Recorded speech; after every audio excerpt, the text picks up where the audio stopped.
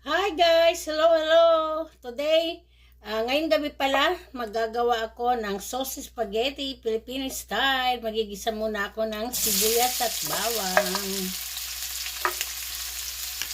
Garlic, ground beef, 2 kilos.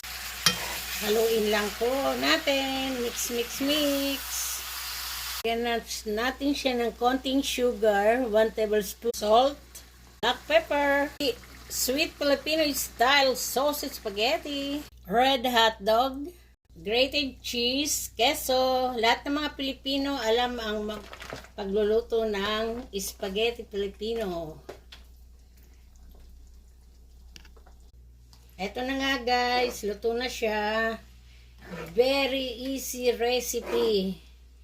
Ayan po, Filipino style spaghetti. Thank you for watching.